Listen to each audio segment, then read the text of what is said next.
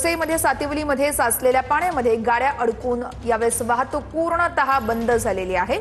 ही दृश्य आपण बघतोय वसईतील आहे, तर सातिवली भोईदा पाडा या ठिकाणची आहेत।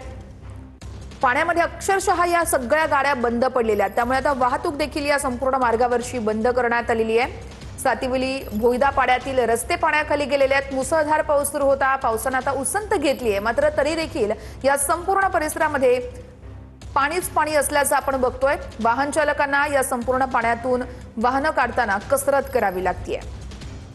वैभव घाग आमचे प्रतिनिधी आहेत आपल्यासोबत। वैभव, आपण बघतोय खरं तर वसईमधील सातिवली भोईदा पाडा या ठिकाणची ही दृश्य आहेत। एकीकडे पावसाने उसंत घेतली असली तरी गाड्या मात्र या ठिकाणी पाण्यात अडकून असल्याचं हे चित्र आपण बघतोय। सविस्तर अपडेट्स काय आत्ताचे?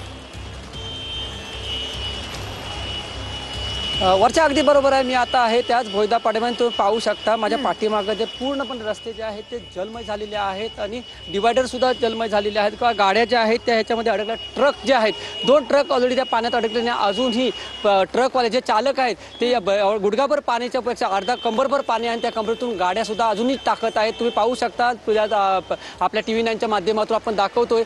रिक्षावाले असतील किंवा ट्रक टेम्पो ट्रक हे स्वतःहून गाड्या ह्या त्याच्यातून पाण्यामध्ये टाकत आहेत। त्यामुळे कुठे ना कुठे काही गाड्या ह्या बंद पडतानाचे चित्र पाहायला मिळत आहे। गेल्या 1 ते 2 तासापासून पाऊस सतत पावसाची संततधार ही वसईमध्ये सुरू आहे वर्षा। आणि जर पाहायला गेलं पूर्णपणे रस्ता हा जलमय झालेला आहे। दोन्ही साईडच्या पूर्णपणे वाहतुकी बंद करण्यात आलेली आहे। मात्र प्रवासी जे आहेत ते या गुडघा अर्धा कंबरभर पाण्यातून प्रवास करत आहेत। कारण याचं कारण असं आहे वर्किंग डे आहे। वर्किंग डे असल्या कारणानं त्यांना कुठे ना कुठे कामावर जायचं आणि त्याच अनुषंगाने प्रवासी जे आहेत ते इथून प्रवास करतानाचे चित्र पाहायला मिळत आहे। आणि तसंच जर पाहायला गेलं तर पावसाचा जोर आहे तो अजूनही वाढलेला आहे आणि संपूर्ण परिसर हा जलमय झालेला आहे। दोन्ही साईडचे प्रवासी असतील किंवा गाड्या ह्या बंद करण्यात आलेल्या आहेत। कुठेही धोका पत्करून प्रवासी जे आहेत ते प्रवास या पाण्यातून करत आहेत। इथे आजूबाजूला जे गटर्स आहेत ते पूर्णपणे तुडुंब भरून वाहत आहे। त्याचबरोबर गटराचं घाण पाणी सुद्धा रस्त्यावर आलेलं आहे। त्यामुळे यामुळे रोगराई सुद्धा वाढण्याचा भीती सुद्धा वर्तवली जात आहे। जोरदार सोसाट्याचा वारा सुद्धा आता येत आहे। ते ज्या इंडस्ट्रियल एरिया आहे त्या इंडस्ट्री एरियामध्ये सुद्धा वरच्या पाणी भरायला सुरुवात झालेली आहे। त्यामुळे कुठे ना कुठेतरी हा पावसाचा जोर जो आहे तो वाढलेला आहे आणि सतर्कतेचा इशारा सुद्धा हवामान खात्याने दिलेला आहे। त्याचबरोबर सरकारने सुद्धा सांगितलं आहे कोणीही घराबाहेर पडू नका, जर काम असेल तरच बाहेर पडा असा सुद्धा इशारा दिलेला आहे वर्षा।